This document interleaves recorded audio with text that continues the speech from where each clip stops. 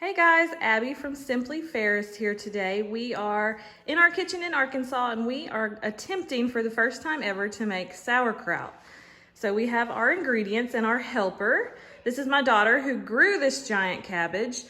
She got it from school. She's a third grader in Arkansas and we weighed it this morning and it weighed 22 pounds. So she's pretty proud of it.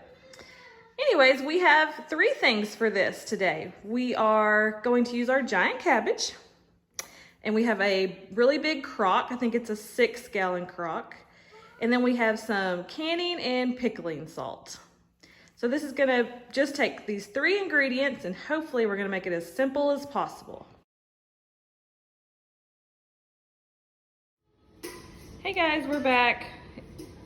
So we finally got our cabbage chopped up into quarters, and now we are going to use our food processor and we're going to actually slice it, not shred it, because I don't want it totally in tiny little pieces.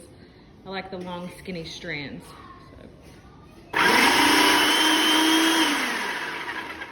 This is going to take a while. We're just going to keep going and doing this. I'm going to empty out our processor when it's full, and it looks like we'll be here a while.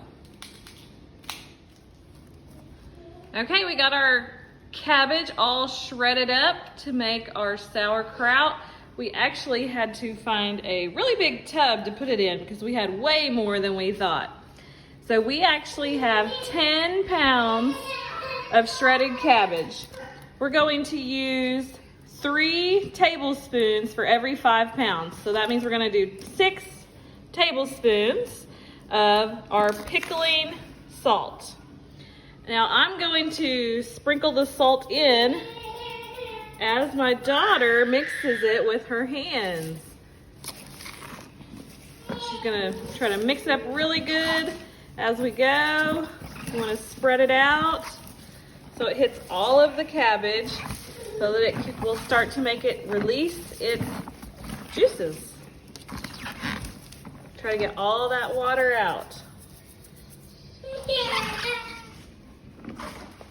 Doing a good job. She's just mixing it up and then pressing it down, trying to get all that water out. You want to really beat it a lot. It helps to bring it out. We're going to stop and we're going to let it set for about 3 to 5 minutes and see how much water it makes. Okay. Here we are for the next step. We've got our cabbage shredded up. It's been setting for about 5 minutes after we added the salt, and it has made a little bit of liquid already.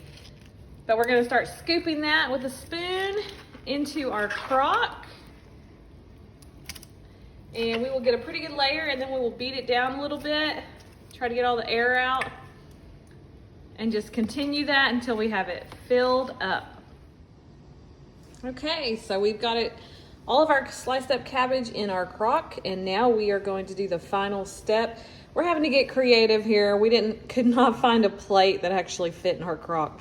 So we're gonna attempt to use this wooden piece from an old butter churn that my grandpa made. So we are going to put that in there, drop it down.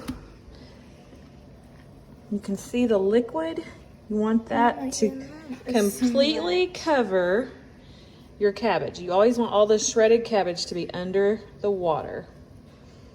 So we're going to weight that down. We are going to use just a jar full of water. Put that on top to hold it down. And we'll see if that will do it. I think it will be fine. If not, we'll maybe add another jar of water, but I think we're good. So now all we're going to do is cover it. You can just use a towel to put over it. Maybe tie around it so that nothing can get in there. Or we actually have a little lid we might use. And then you seal it up, and you want to put it in a I think room temperature, usually 69 to 73 degree room. You don't want it too cold or too hot. And then you're just going to let it set, typically about a month to 2 months, depending on the temperature. and just the season and how fast it's gonna go. But we will check back in a few weeks and see what happens. Thanks.